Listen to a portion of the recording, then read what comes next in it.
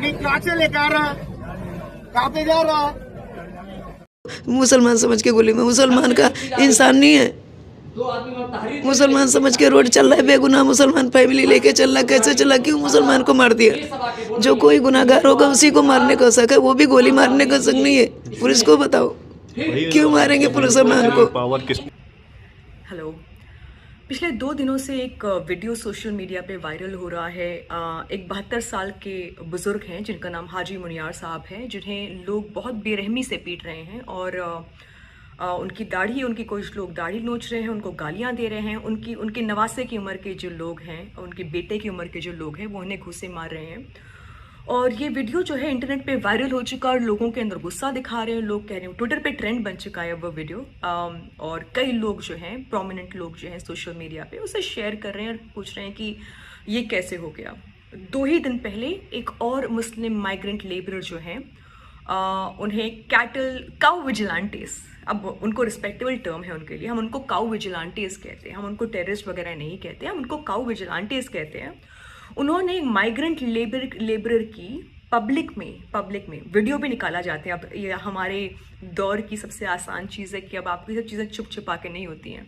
अब इनके वीडियो निकाले जाते हैं। हम बतौर हम सोफिस्टिकेशन से उन वीडियोस को फेसबुक पे, यूट्यूब पे उनको लाइव स्ट्रीम करते हैं। तो उसका वीडियो परसों जो है वो भी निकल के आया और दोनों एक साथ निकल कर आए। जिस मुआशरे में हम रहते हैं, उस मुआशरे का एक तकाजा है कि हमारे कुछ कुछ उसूल हैं, कुछ रिस्पेक्ट जो हम कहते हैं लोगों को देते हैं कि बुज़ुर्ग इंसान जब आप देखते हैं किसी को तो उनको आप बैठने की जगह दे देते हैं। जब लंबी कोई कतार होती है तो उनको आगे खड़ा कर देते हैं। बुज़ुर्गों से सलीके से बात करने की हम बच्चों से कहते हैं कि उनसे सलीके से बात किया जाए, उनसे नरमी से बात किया जाए।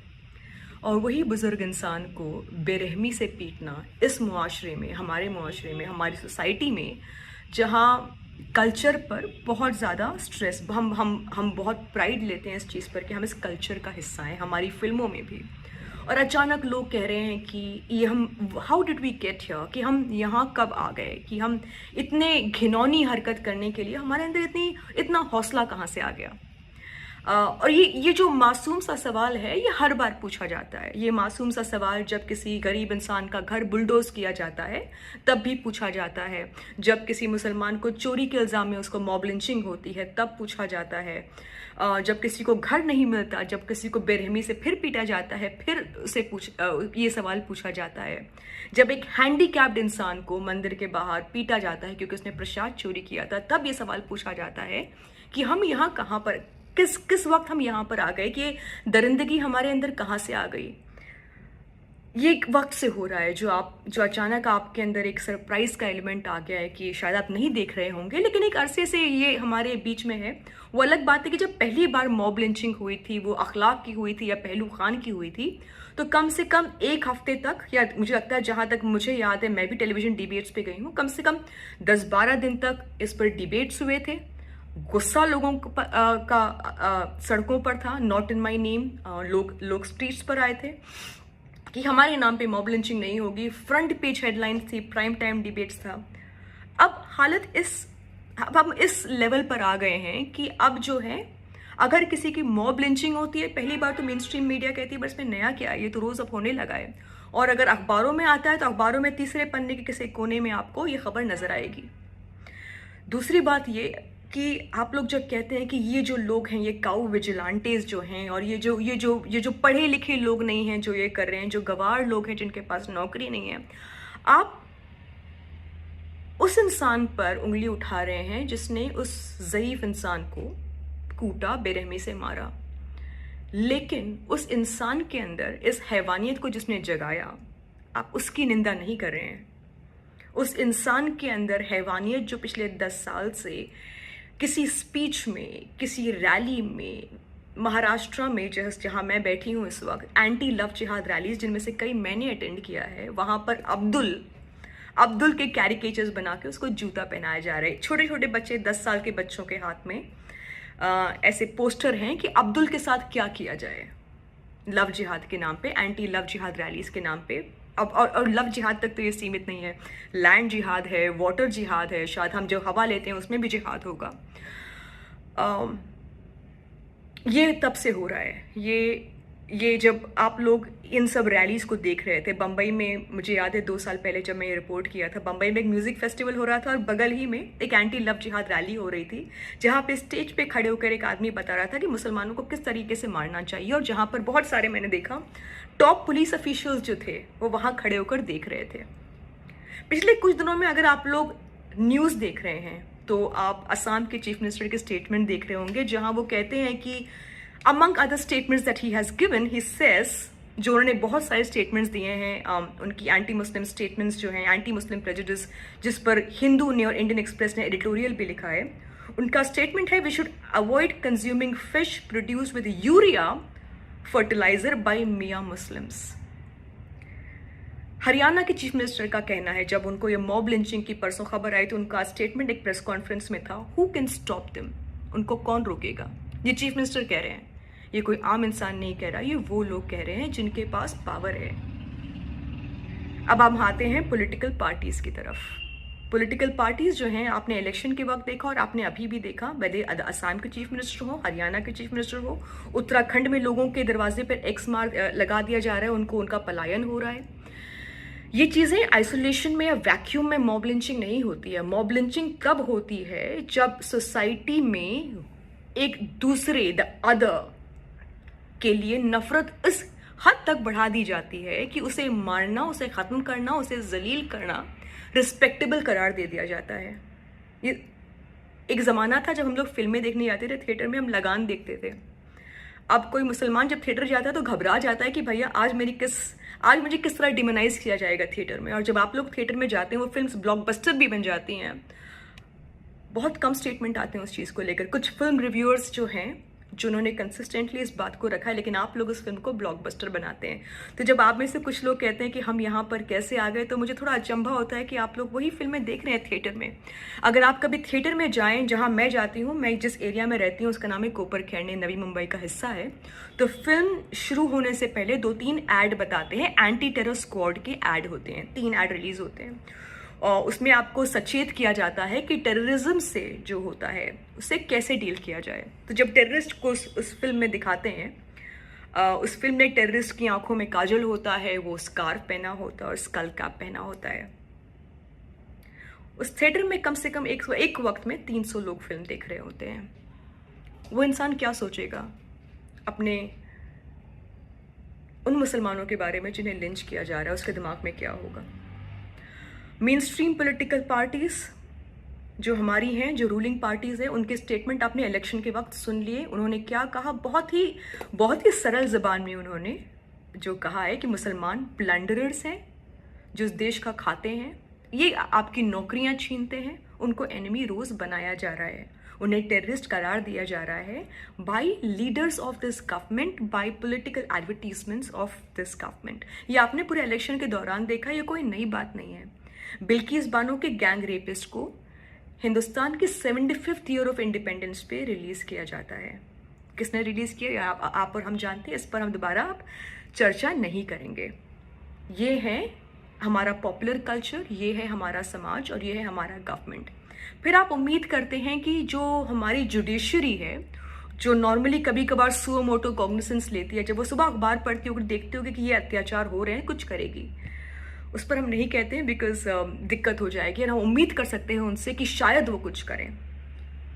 फिर हम आते हैं अपनी ऑपोजिशन की तरफ। हमारी ऑपोजिशन पार्टी जो है, फिलिस्तीन के बारे में उन्होंने कहा है, हिंदुस्तान के बारे में जब आते हैं वो माइनॉरिटीज़ कहते हैं, अंडर प्रिविलेज कहते हैं, लेकिन एक लफ्ज़ जो है, एक लफ्ज़ पे आकर थोड़ा सा वो चूक जाते हैं, उन्हें वो थोड़ा लिहाज करते हैं, घबरा जाते हैं, शर्म करते हैं, मैं नहीं जानती हूँ।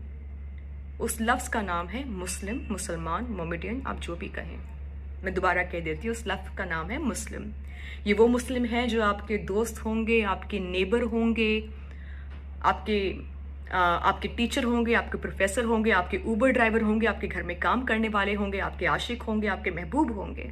ये वो मुसलमान हैं जिनको आप जानते हैं, जिनके साथ आप बैठकर खाना पीना करते हैं, जिनके साथ आप घूमने जाते हैं, जिनके साथ आप रोज़मर्रा की बातें करते हैं।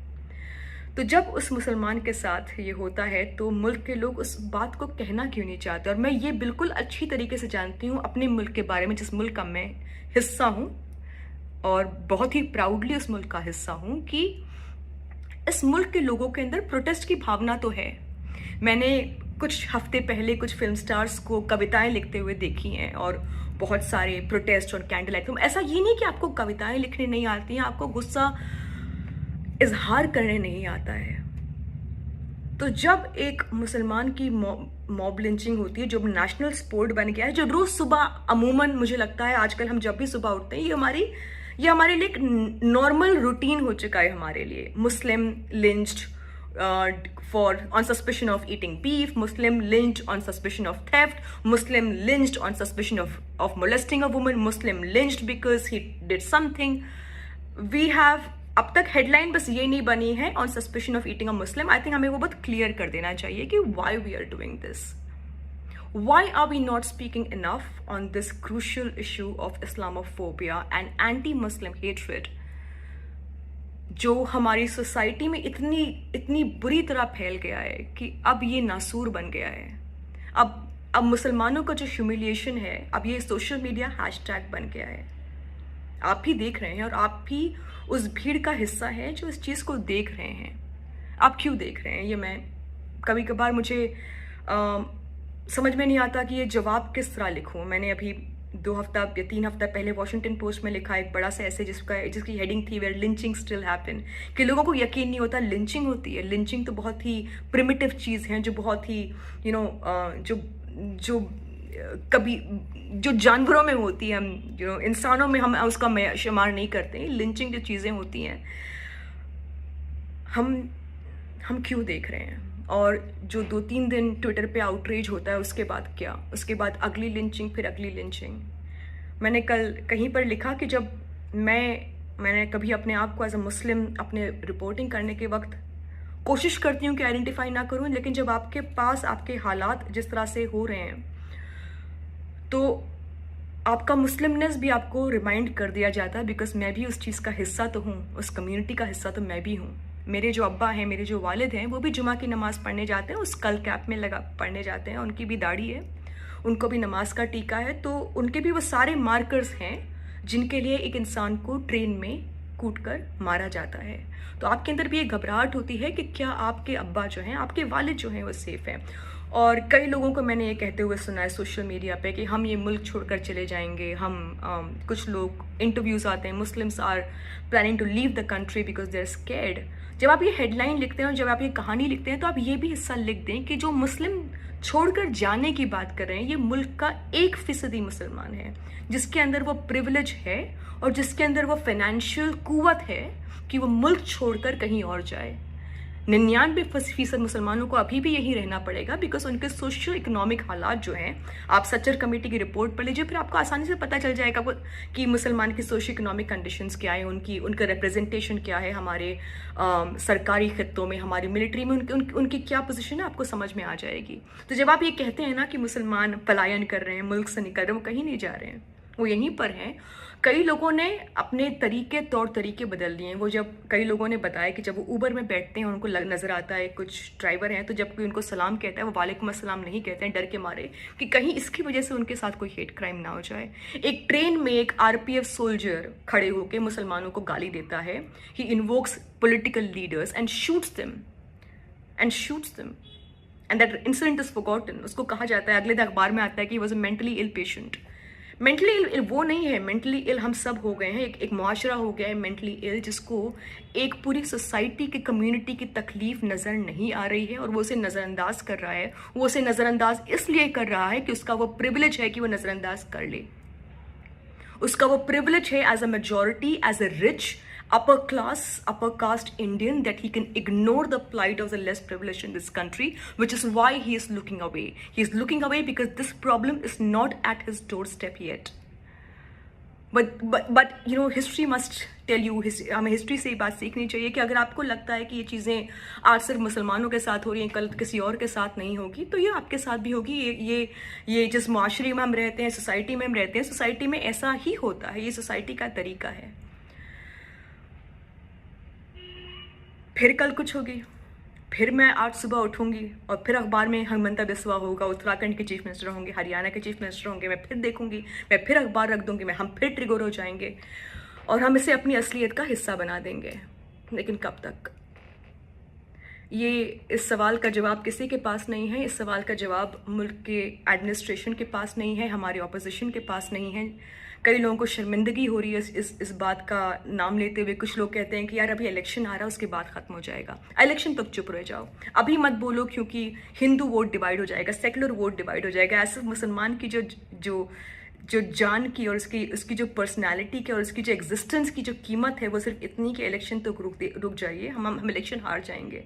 जैसे हमारी कोई एग्जिस्टेंस ही नहीं है, जैसे आपकी इंसानियत की कोई कीमत नहीं है। जैसे आपसे हमेशा कहा जाता है अभी इलेक्शन हो रहे हैं, अभी ये हो रहा है, ये इलेक्शन तक की बात नहीं है, ये अब हमारी रोज़मर्रा की ज़िंदगी की बात है।